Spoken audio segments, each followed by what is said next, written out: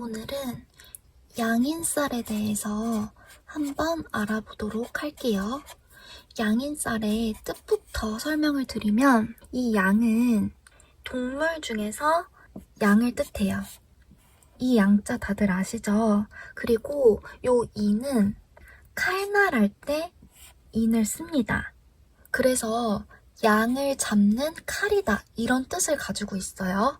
때문에 상당히 그 이름 자체에서 약간 폭력성이나 아니면 강인함 이런 것들을 좀 엿볼 수가 있는데, 이러한 한자 뜻과 같이 양인쌀은 내가 만약에 양간으로 태어났을 경우, 양간일 경우는 예를 들어서 가불병정, 무기경신, 임계들 중에서 플러스에 해당되는 그런 일간들이죠.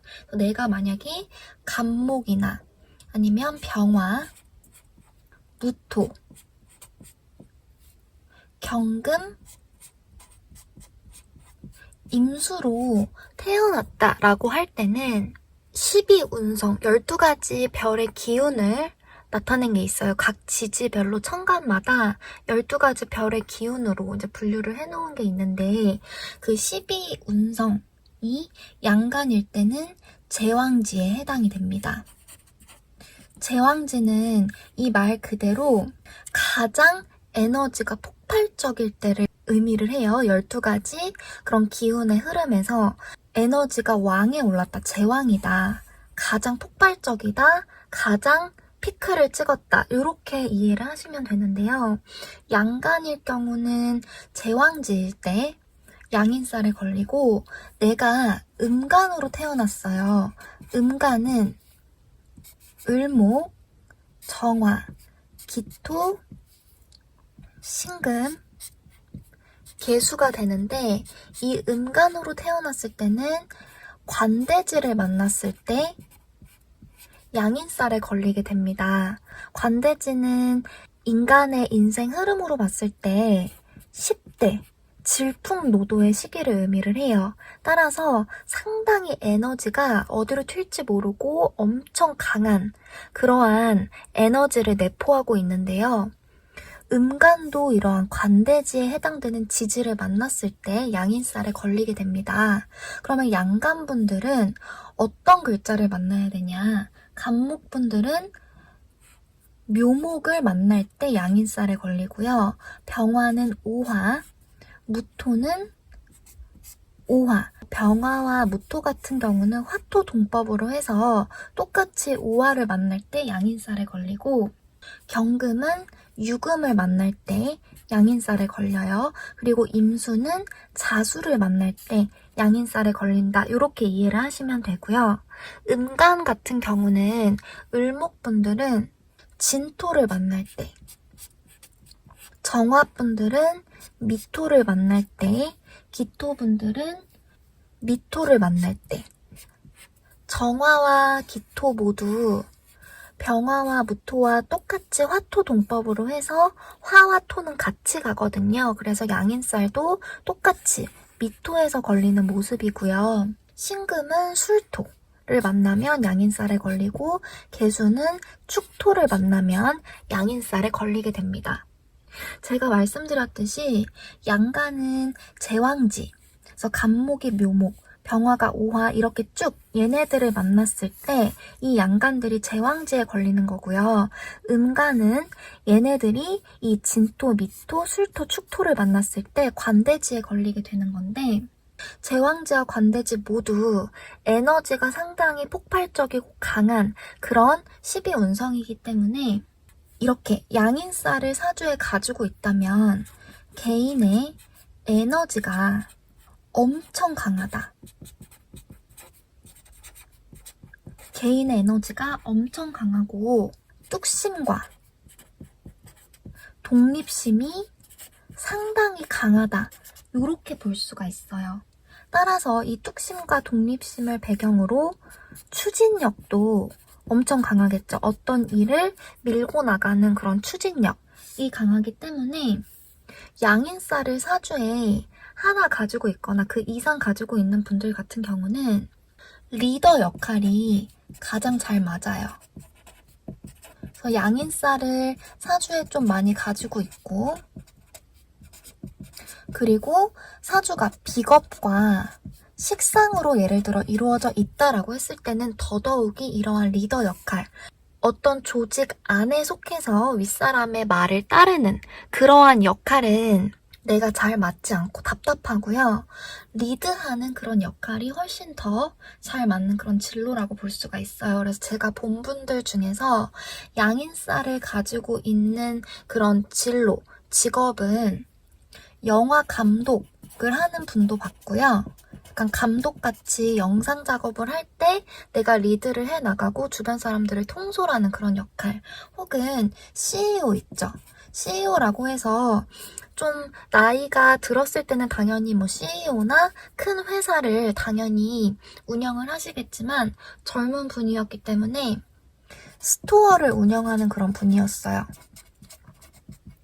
그래서 딱 식상은 사주에 두드러지게 갖고 있지 않았지만 양인살이 2개를 가지고 있었고 비겁이 태과한 그런 사주였습니다. 그런 분 같은 경우는 스토어를 운영을 한다든지 아니면 어떤 사업체의 장으로서 어떤 큰 조직을 이끄는 그러한 역할도 잘 맞는다, 이렇게 볼 수가 있는데요.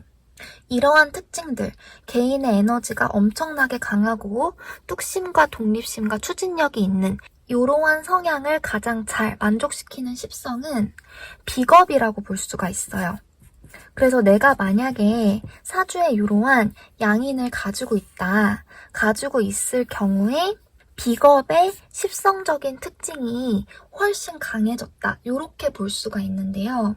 뚝심과 독립심과 추진력은 다 비경과 겁재, 비겁의 그런 특성들이죠. 이런 특징들이 상당히 강한 게 양인살을 가지고 있는 사주다, 양인살이다, 이렇게 보시면 될 것 같습니다. 따라서 비겁의 그런 특징이 강해진 만큼 비겁 중에서 겁재를 무시하고 넘어가면 안 되겠죠. 겁재의 작용이 있어요. 요 양인살을 사주에 내가 가지고 있다, 요런 분 같은 경우는 겁재의 작용이 있게 됩니다. 겁재라고 하는 거는 알고 계시겠지만 재물을 겁탈하는 그러한 십성이에요. 그리고 이 재라고 하는 거는 특히 남자 사주에서는 여자에 해당이 되죠. 따라서 이 비경과 겁재 모두 동성이라고 생각을 하시면 되거든요. 내 주변에 동성이 있다, 비겁작용이 있다라고 하는 것은 내 주변에 동성이 많다, 이렇게 해석을 할 수가 있기 때문에 동성이 많을 경우는 여러분, 이성이 딱 한 사람이 있어요. 그러면 그 이성을 가지고 싸우겠죠. 이성이 없을 때는 동성이 나한테 당연히 힘을 주고 내 편이 될 수가 있지만 거기에 이성이 딱 하나, 여자들 가운데 남자가 딱 1명 들어왔어요. 그러면 여자들이 남자를 두고 싸우겠죠. 그 남자를 차지하려고. 남자가 많은 무리 안에 여자가 홍일점으로 딱 하나 들어왔어요. 그러면 그 남자들이 그 여자한테 집중하면서 그 여자를 쟁취하려고 할 겁니다. 그래서 이 비겁, 특히 비겁 중에서 겁재 작용은 이성 쪽으로 많이 작용을 하죠.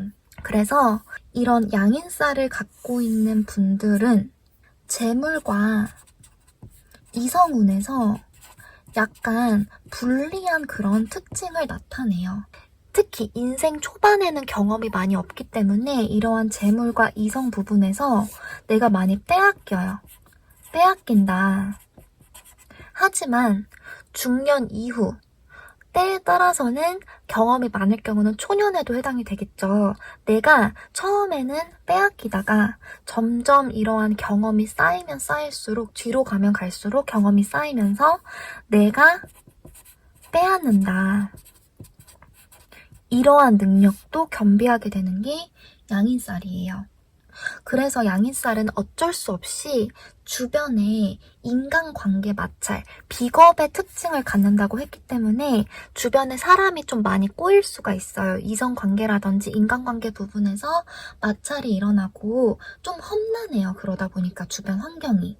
그리고 주변에 이런 겁재작용이 있다라고 하는 거는 도둑놈이 늘 도살인다. 그래서 양인살이 사주에 있다라고 하는 거는 도둑놈이 주변에 있다라고 봐도 무방하거든요. 때문에 내가 독립적으로 나서서 환경을 개선하는 그런 능력이 생겨요. 환경을 개선하고 극복해 나가는 게 바로 양인살입니다.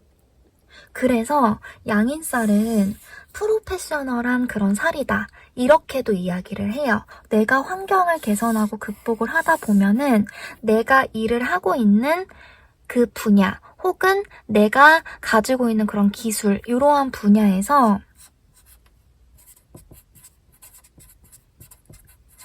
전문성을 가지게 되는 게 바로 양인살의 특징입니다.